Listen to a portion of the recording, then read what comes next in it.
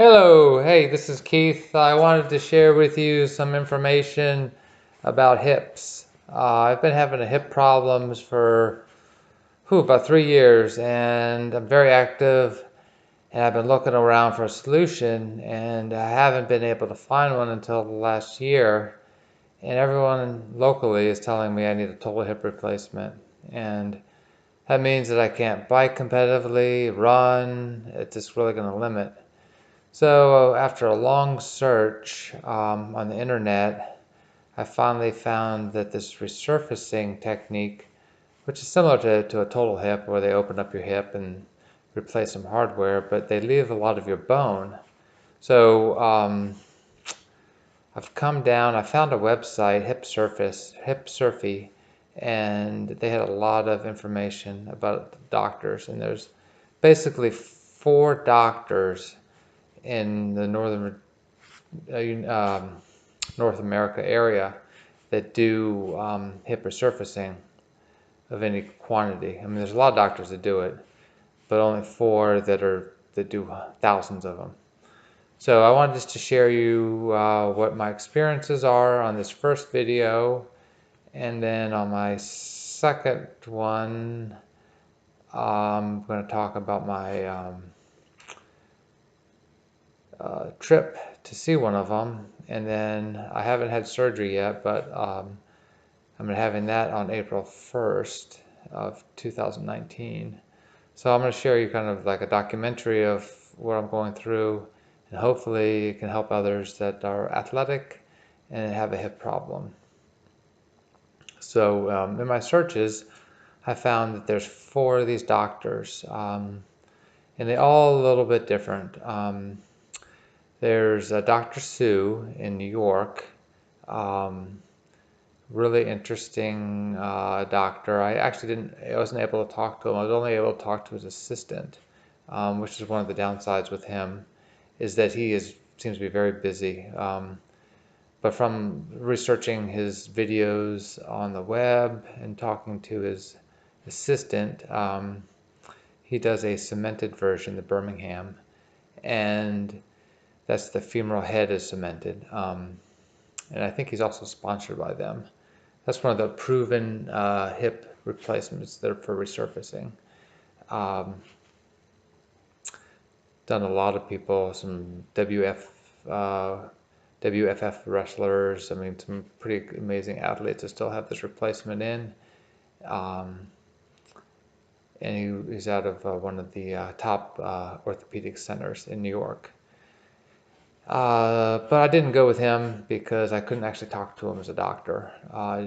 And so that kind of steered me away.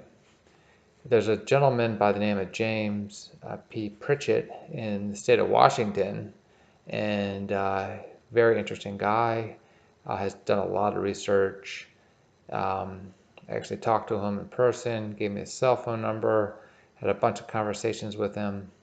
He does two types of resurfacing. He does the Birmingham, and then he does another one that has a cross-linked poly shell that's in between the two pieces of metal.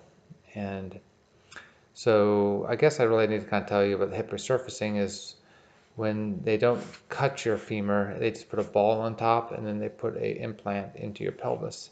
So it keeps a lot of the same geometric. And then one of the biggest advantages is the bearing itself. The ball is like really big and the same size, so it doesn't pop out.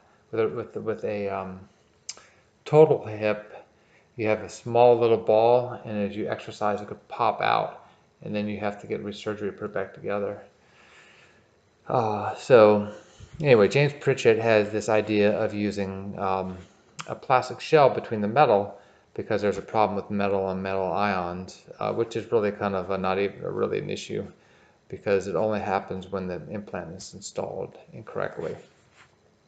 But anyway, the cross poly is a good product. It's very hard.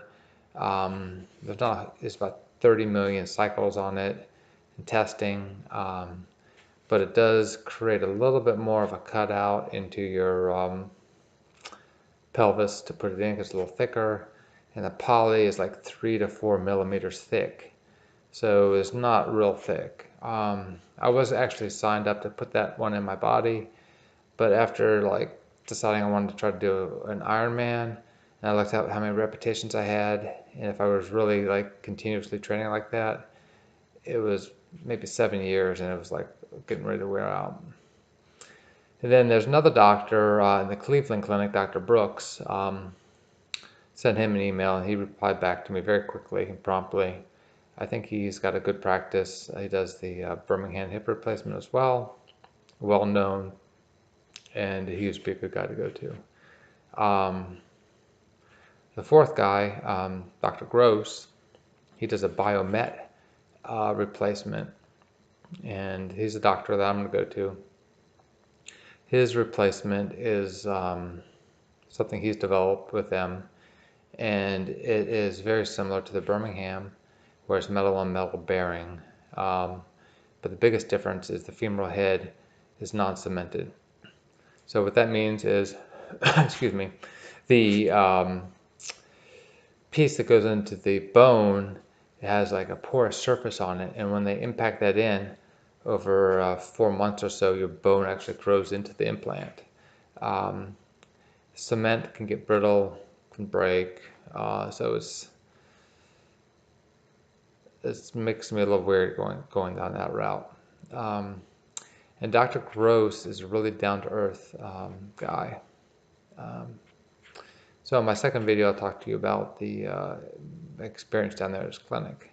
So those are the 4 main surgeons in the area. And my suggestion is you go to someone that's a great surgeon that's done a lot of these things. You don't want to go to someone that's only done a few, because the biggest importance is having someone that knows how to install this device properly. Having a good device, and then the installation is key. It's like going to a bad mechanic or bad carpenter or bad painter. You can have a great product, but if it's not installed right, it won't perform. And that's it for this video. Hopefully this was helpful for you guys, and I'll catch you in the next round.